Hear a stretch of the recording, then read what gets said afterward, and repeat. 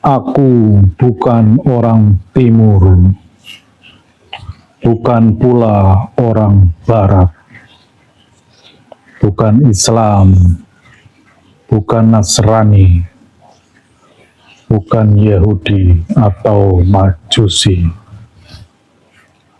Aku adalah milik Sang Kekasih.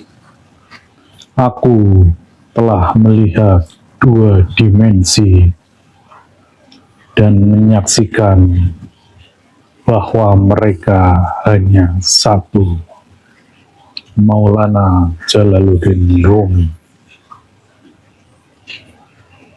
Apa jadinya jika seluruh umat manusia terhubung dengan Tuhan, bukan hanya lewat ritual, tetapi melalui ruhani yang bersambung dengannya. Disinilah tasawuf ilmiah eksakta hadir, bukan untuk membelah agama, tapi menyatukan ruhani umat manusia menuju satu sumber, Allah yang Maha Qadim. Assalamualaikum warahmatullahi wabarakatuh. Jumpa lagi dengan Mbah Mun Ajat, sebuah channel yang mengampu tasawuf dalam perspektif ilmiah eksakta. Bahasan kali ini adalah sebuah bahasan yang universal, yaitu rahmatan lil alamin.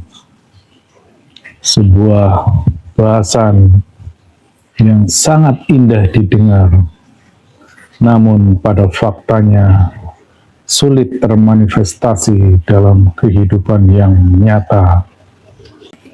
Allah berfirman dalam Quran surat Al-Anbiya 107 yang artinya, dan tidaklah kami mengutus engkau melainkan sebagai rahmat bagi seluruh alam.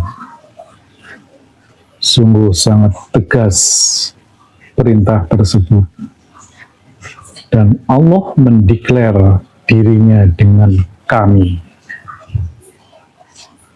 Dalam perspektif tasawuf, ketika Allah menyatakan dirinya dengan sebutan kami, maka ada pihak-pihak lain bahwa itu menunjukkan Allah ada tali sambungannya dengan manusia di dunia ini. Itulah tali wasilah. Ayat ini menjadi dasar pemahaman bahwa misi Rasulullah bukan hanya untuk manusia, bukan pula hanya untuk satu umat, tapi untuk semua makhluk dan semua dimensi. Jika demikian, bagaimana kita menafsirkan rahmat secara ilmiah dan spiritual? Jawabannya hanya bisa ditemukan jika kita naik ke dimensi ruhania, ke dalam sistem yang disebut Qadim. Sebagaimana kita ketahui bersama, bahwa setiap Allah mengutus utusannya, mengutus Rasulnya, pastilah sang Rasul itu tidak pernah menyalahkan atau menganggap sesat Rasul-Rasul terdahulu, termasuk kitab-kitab yang lalu, dan bahkan sangat jelas dalam Al-Quran menyebutkan bahwa kita pun harus mengimani kitab-kitab yang terdahulu. Lebih tegas disebutkan dalam Quran surat Al-Maidah ayat 48 yang artinya, kami turunkan kepadamu Alkitab dengan membawa kebenaran yang membenarkan kitab-kitab sebelumnya. Demikian juga dalam Quran surat Al-Baqarah 136. Kami tidak membeda-bedakan seorang pun di antara para rasul itu. Jadi jelaslah bahwa kitabullah dan Rasulullah adalah satu dimensi yang sama. Dia adalah dimensi qadim. Dia selalu ada setiap masa. Keberadaannya mendahului alam dunia ini, alam realitas ini.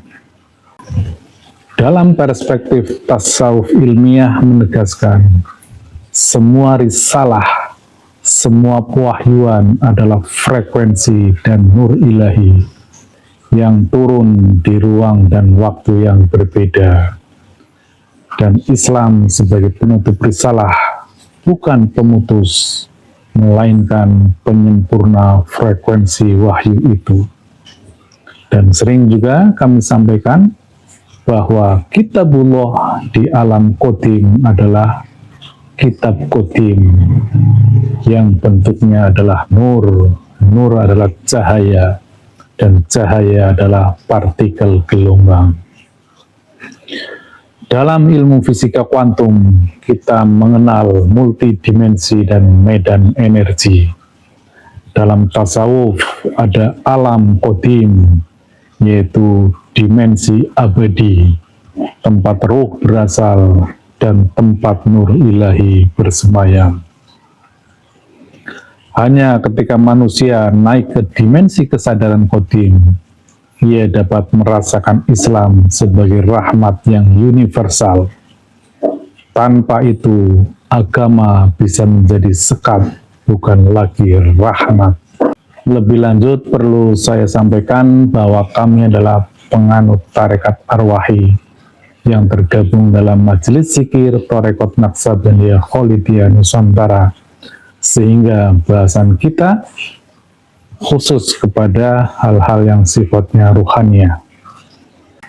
Atas dasar hal tersebut, kami menawarkan pendekatan melalui sistem qadim, yaitu koneksi ruhani manusia langsung kepada Allah melalui frekuensi Nur Muhammad yang bertindak sebagai tali wasilah, atau ruhani Rasulullah selaku adaptor dimensional yang mengadaptasi ruhani manusia di muka bumi ini dengan Allah Sang Maha Ruh di alam Maha Qadim. Inilah jalan ruhani universal yang bisa dijalani siapa saja, apapun agamanya. Mungkin ini cukup mengagetkan, tetapi coba kita ingat lagi, kita kaji lagi sebagaimana Quran surat Al-A'raf 172 yang mengisyaratkan bagaimana Allah bertanya dan ruh kita menjawab, Alastu birabbikum, bukankah aku ini Tuhanmu? Qalu bala syahidna, ya benar kami bersaksi. Setiap ruh sudah pernah bersambung, bahkan pernah bersaksi di alam ruhani. Namun ketika berinteraksi, terjadi pertautan dengan alam realitas dunia ini yang membentuk sebuah jiwa, maka ruh lupa akan sumpahnya tersebut. Dan sistem qadim yang kami tawarkan adalah bagaimana mengaktifkan ruhani agar mengingat kembali janji kita, persaksian kita atas keberadaan Tuhan yang pernah kita sampaikan. Untuk melengkapi pemahaman kita, ada baiknya kita mensitir lagi puisi Jalaluddin Rumi. Kita menemukan sebuah resonansi. Aku bukan milik agama manapun. Aku adalah kekasih-kekasih. Itulah bahasa ruhani. Tali wasilah bukan soal bendera agama, tapi soal frekuensi kesadaran. Di medan ruhani, bahasa yang paling universal adalah getar getaran, bukan kata-kata, dan bukan tentang mekanik. Selanjutnya, beberapa ayat yang menguatkan konsep qadim tersebut sebagaimana Al-Hijr 29, aku tiupkan ruhku ke dalamnya. Jadi ruh adalah entitas ilahiyah. Dia berasal dari alam qadim. Dan dalam diri manusia, satu-satunya entitas qadim adalah ruhani kita. Jadi melalui ruhlah peluang kita satu-satunya untuk bisa bersambung ke dalam sistem wasilah. Lebih lanjut, dalam Quran surat An-Nur ayat 35 yang menyebutkan Allahu nurus samawati wal ardi. Allah adalah cahaya langit dan bumi. Dan di ujung ayatnya disebutkan nurun ala nurin, cahaya di atas cahaya. Jadi hal tersebut dalam perspektif tasawuf mengisyaratkan persambungan antara Allah di alam maha qadim dengan Nur Muhammad di alam qadim melalui cahaya, melalui partikel dan gelombang. Dalam perspektif ilmiah atau fisika, cahaya adalah partikel dan gelombang, ruhani adalah getaran murni. Zikir, rabito, dan aktivasi ruhani adalah metode ilmiah untuk menyambung frekuensi ruhani kita dengan sistem qadim. Tasawuf ilmiah eksakta hadir untuk menjembatani sains dan agama, ruhaniyah dan teknologi, langit dan bumi, dunia dan akhirat, yang lahiriah dengan yang ruhaniyah.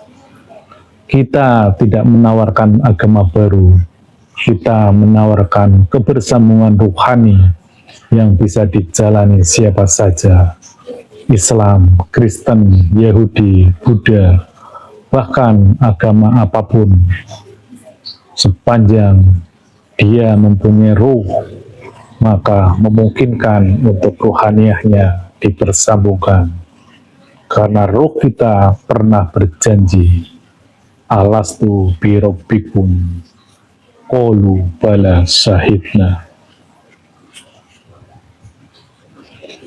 Dan pada akhirnya, cahaya tidak mengenal nama, gelombang tidak mengenal sekat, hanya ruh yang mengenal jalan pulang menuju kekasih sejati. Pemirsa dimanapun berada, sebagai closing statement kembali kami sampaikan bahwa Islam ini adalah rahmatan lil alamin. Tentu pemahaman Islam tidak bisa dibakukan, dimampatkan dalam sebuah perspektif khusus. Bahkan pemahaman Islam harus dinaikkan dimensinya, harus dikodimkan bahwa Islam adalah berserah diri jiwa dan raga kita, jasmani dan ruhani kita, dan satu-satunya entitas yang paling genuine dalam diri kita, yang paling murni, yang tidak bisa diduplikasi, yang tidak bisa dimasalisasi, itulah ruhani kita. Sekali lagi kami sampaikan, kami adalah penganut tarekat arwahi. Melalui mursyid kami fokus pada eksplorasi ruang-ruang ruhani. Dan yang menjadi visi misi utama kami adalah bagaimana mempersambungkan ruhani kita ke dalam sistem wasilah, sebuah sistem kebersambungan di alam ruhani antara manusia di bumi ini dengan Allah Sang Maha Ruh di alam Maha Qadim.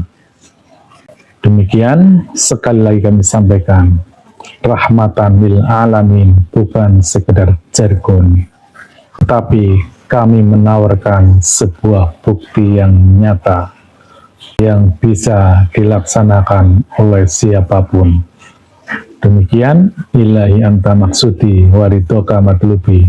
Wassalamualaikum warahmatullahi wabarakatuh.